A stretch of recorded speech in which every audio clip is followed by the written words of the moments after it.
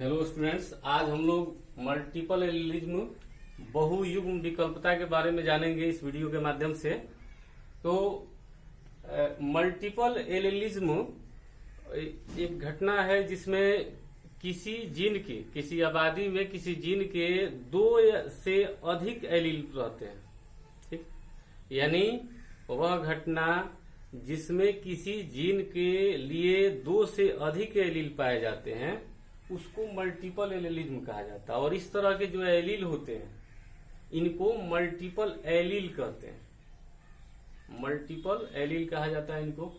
तो ये जो मल्टीपल एलिलिज्म की घटना है यह मेंडेलियन इनहेरिटेंस को ही फॉलो करती है और इसके एक्सेप्शन में भी है। जैसे मल्टीपल एलिलिज्म में कोडोमिनेंस भी आता है इसके अंतर्गत। तो इसमें मल्टीपल एलिलिज्म का बहुत सारा उदाहरण है। ठीक, जैसे रैबिट में कोट कलर जो होता है उसके लिए 4 प्रकार के एलील होते हैं। 4 प्रकार के उसमें एलील पाए जाते हैं। हम लोगों में, मनुष्य में ब्लड ग्रुप इसका सबसे अच्छा उदाहरण है मल्टीपल एलिलिज्म का। ब्लड ग्रुप की खोज कार्ल लैंडस्टीनर ने 1902 ईस्वी में किया था। एबीओ ब्लड ग्रुप जो होता है मनुष्य का, इसमें 3 प्रकार के एलील होते हैं। इसमें 3 तरह के एलील होते हैं। ये इनके एलील हो गए आई, ए, बी और आई। ये दोनों डोमिनेंट हो गया, ये रिसेसिव हो गया। और इसका जो इनहेरिटेंस है ब्लड ग्रुप का, मनुष्य में एबीओ ब्लड ग्रुप की जो आनुवांशिकता है, एक पीढ़ी से दूसरी पीढ़ी में जो स्थानांतरित होता है, इसको बर्नस्टीन ने 1924-25 ईस्वी में इसको उसने प्रयोग द्वारा एक्सपेरिमेंट के माध्यम से इसको साबित किया था, देखा था। तो इसको हम लोग उदाहरण के माध्यम से भी जानेंगे। और जो मल्टीपल एलिलिज्म होता है इसमें चूंकि ब्लड ग्रुप हम लोगों का मनुष्य में 4 तरह का होता है। Blood group A, B, A B और ओ, ये 4 प्रकार के ब्लड ग्रुप मनुष्य में पाए जाते हैं। जो ब्लड हम लोगों का होता है उसमें ब्लड के प्लाज्मा में प्राकृतिक रूप से रासायनिक पदार्थ जो पाए जाते हैं जिनको एंटीबॉडी या ए ग्लूटिनिन कहते हैं, ये ब्लड के प्लाज्मा में स्थित रहता है मनुष्य के। ये इनका टाइप हो गया। और जो आरबीसी होता है ब्लड में, आरबीसी में एंटीजन पाए जाते हैं। आरबीसी के बाहरी सतह पर एंटीजन होता है या उनको ए ग्लूटिनोजेन कहते हैं, दोनों कह सकते हैं। ए ग्लूटिनोजेन कहिए या उसको एंटीजन कहिए। एंटीजन कहाँ रहता है? आरबीसी के बाहरी सतह पर। तो ये इनका नामकरण है। एलील जो होता है इसके आधार पर ए बी और एक में नहीं रहता। लेकिन ये यहाँ एलील है तो आरबीसी के सतह पर, जो आरबीसी होते हैं उनके बाहरी सतह पर अगर एंटीजन ए रहेगा, यहाँ एंटीजन ए रहेगा तो उस व्यक्ति का फिनोटाइप यानी कि ब्लड ग्रुप ए होगा। जिस व्यक्ति के आरबीसी के बाहरी सतह पर एंटीजन बी रहता है उसका ब्लड ग्रुप बी होता है। जिसके आरबीसी के बाहरी सतह पर ए बी रहता है उसका ब्लड ग्रुप ए बी होता है। और किसी व्यक्ति के आरबीसी के बाहरी सतह पर ये एंटीजन नहीं पाए जाते हैं और यदि नहीं पाए जाते हैं तो उसका ब्लड ग्रुप ओ होता है। एक बार और देखिए इसको कि जिसके आरबीसी पर ए रहेगा एंटीजन उसका ब्लड ग्रुप ए, जिसके बी रहेगा उसका ब्लड ग्रुप बी, जिसके सतह पर ए बी रहेगा उसका ब्लड ग्रुप ए बी और जिसमें नहीं रहेगा उसका ब्लड ग्रुप ओ होता है। और जिस व्यक्ति का ब्लड ग्रुप ए रहेगा उसके ब्लड के प्लाज्मा में एंटीबॉडी होता है। एंटीबॉडी बी रहेगा या एंटी बी भी कहते हैं इसको। जिसका ब्लड ग्रुप बी होता है उसमें एंटीबॉडी ए रहेगा या उसको एंटी ए भी कहते हैं। और जिसका ब्लड ग्रुप ए बी होता है उसके ब्लड प्लाज्मा में एंटीबॉडी या ए ग्लूटिनिन नहीं पाए जाते हैं, ये नहीं रहेगा। और जिसका ब्लड ग्रुप ओ होता है उसका ए बी होता है, प्लाज्मा में ये एंटीबॉडी जो होते हैं वो ए बी रहते हैं।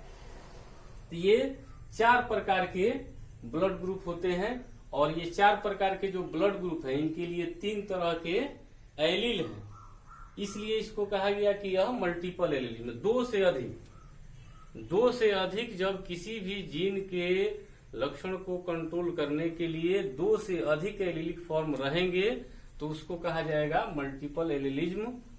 और मल्टीपल एलेलिज्म की जो घटना होती है इसमें इसके कुछ विशेष लक्षण हैं। जैसे जो एलील होते हैं, 3 रहे, 4 रहे, 5 रहे, जो भी रहेगा 2 से अधिक, ये सभी समजात गुणसूत्रों के समान लोकस पर पाए जाते हैं। जैसे हम लोग डिप्लॉयड, हम लोगों के सेल में 2 सेट गुणसूत्र पाए जाते हैं, जिसको हम लोग कहते हैं 23 जोड़ा गुणसूत्र होता है हम लोगों की कोशिकाओं में। तो 23 जोड़ा जो गुणसूत्र होते हैं, जो जोड़ा टर्म यूज हुआ है, इन जोड़ा जो गुणसूत्र होते हैं उनके लिए टर्म यूज होता है होमोलोगस क्रोमोसोम, समजात गुणसूत्र।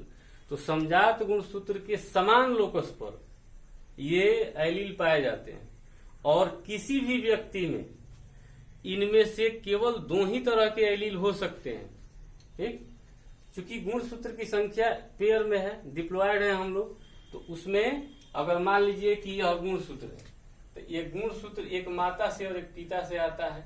अगर इस गुणसूत्र पर यह एलील है और दूसरे गुणसूत्र पर यह एलील है, तो उसका ब्लड ग्रुप ए हो जाएगा, ब्लड ग्रुप ए हो जाएगा।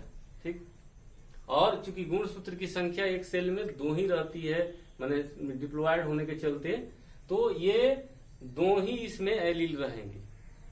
यह भी हो सकता है कि इसमें ए रहे और इसमें बी रहे, तो ब्लड ग्रुप हो जाएगा ए बी। अगर इसमें मान लीजिए कि ब्लड ग्रुप एक में है बी और एक में यह खाली है, ऐसे है, ब्लड ग्रुप बी हो जाएगा। अगर ऐसे रहता है ब्लड ग्रुप ओ हो जाएगा। तो जो किसी भी व्यक्ति में केवल 2 ही एलील पाए जा सकते हैं, चाहे वो समान वाला हो और चाहे असमान वाला हो। ठीक, और कि जो गैमीट्स होते हैं, गैमीट्स में गुणसूत्र में की संख्या, चूंकि कोशिकाओं में गैमीट एक सेल है तो वह हैप्लॉयड होता है, एक सेट गुणसूत्र रहता है, इसलिए किसी भी गैमीट में केवल एक ही एलील रहेगा। बात को याद रखेंगे कि किसी भी गैमीट में केवल एक ही तरह का एलील रहेगा। और डिप्लॉयड जो जीवधारी होता है उसमें किसी भी व्यक्ति में, किसी भी सेल में क्या होता है कि उसमें ये 3 भले ही हैं, लेकिन उसमें से केवल 2 ही एलील रहेंगे, चाहे वह एक समान वाला रहे या चाहे डिफरेंट वाला रहे, यही होता है। और इसमें जीनोटाइप की अब हम बात करते हैं। ये फिनोटाइप हो गया, जो प्रदर्शित हो रहा है लक्षण फिनोटाइप, और जो जीन का कॉम्बिनेशन है वो जीनोटाइप। तो जीनोटाइप जो होता है वह एक, ये परीक्षा में एग्जाम में पूछता भी है कि अगर मान लीजिए कि किसी जीवधारी में मल्टीपल एलील्स की संख्या अगर दे दिया है कि 5 है, मल्टीपल एलील्स की संख्या 5 है, तो उसमें कितने प्रकार के जीनोटाइप हो सकते हैं। तो इसके लिए एक सूत्र होता है कि अगर एलील्स की जो संख्या होती है मैक्सिमम, वो एलील की संख्या को n मान लेते हैं यदि, तो उसमें इस सूत्र का प्रयोग करके निकाला जा सकता है, n इंटू एन प्लस 1/2। इस सूत्र के माध्यम से निकाल सकते हैं। जैसे ब्लड ग्रुप मनुष्य में, तो ब्लड ग्रुप में ये 3 तरह के एलील होते हैं, यह 1, 2 और 3। इनमें से 2 डोमिनेंट है और 1 रिसेसिव है। तो मनुष्य में ये क्वेश्चन पूछा जा सकता है, ध्यान देंगे कि मनुष्य में ब्लड ग्रुप जो होता है उसके लिए कितने प्रकार के जीनोटाइप हो सकते हैं, पॉसिबिलिटी क्या है इनकी। तो यह हो जाए, इस सूत्र के आधार पर निकालेंगे आप 3 इंटू 3 प्लस 1/2, यानी कि 6 प्रकार के जीनोटाइप है। यहाँ आप देख रहे हैं 6 प्रकार यहाँ है, 1, 2, 3, 4, 5 और 6, ये 6 प्रकार के जीनोटाइप हो सकता है। अगर मान लीजिए कि 4 दिया है, जैसे रैबिट में कोट कलर होता है, उसके लिए 4 प्रकार के एलील होते हैं, उसको कंट्रोल करने के लिए, तो आप इसको निकाल सकते हैं n इंटू एन प्लस 1/2, यह जो सूत्र दिया इसी के आधार पर निकालेंगे। 4i इंटू 4 प्लस 1/2, तो यह हो जाएगा कितना 4 इंटू 5/2, यानी 10 प्रकार के एलील होंगे उसमें। यदि मान लीजिए कि कोई ऐसा, माने पॉसिबिलिटी की बात की जा रही है इस सूत्र के आधार पर, ये अगर दे दिया कि अगर किसी में जीवधारी में किसी लक्षण के लिए, किसी जीन के लिए 5 प्रकार के एलील पाए जाते हैं, तो उसमें पॉसिबल जीनोटाइप की संख्या क्या होगी। तो अगर 5 प्रकार का दे दिया है तो आप इसी पर निकालेंगे 5 I into 5 plus 1 by 2, यह हो जाएगा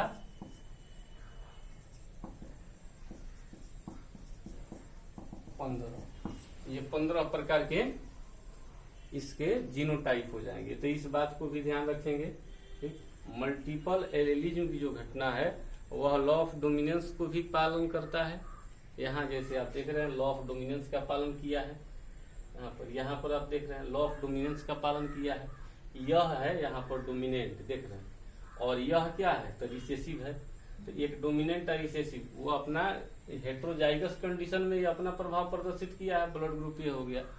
और को डोमिनेंस को भी यह पालन करता है। यहाँ आप देख रहे हैं ये दोनों अपना प्रभाव प्रदर्शित कर रहे हैं, को डोमिनेंस का भी पालन कर रहा है। और यहाँ आप देख रहे हैं ना कि उसमें जो लॉ ऑफ डोमिनेंस है उसी में है कि ये दोनों रिसेसिव जब एलील आते हैं तो इनका अलग लक्षण प्रदर्शित होता है, ये वाला हो गया। ठीक, तो इस तरह से यह हुआ मल्टीपल एलेलिज्म, बहुयुग्म विकल्पता, यानी किसी आबादी में किसी जीन के लिए जब 2 से अधिक प्रकार के एलील रहेंगे तो इस तरह के एलील को कहा जाएगा मल्टीपल एलील, और यह घटना कहलाती है मल्टीपल एलेलिज्म। इसके बाद इस वीडियो के बाद आपको लिंकेज पढ़ना है।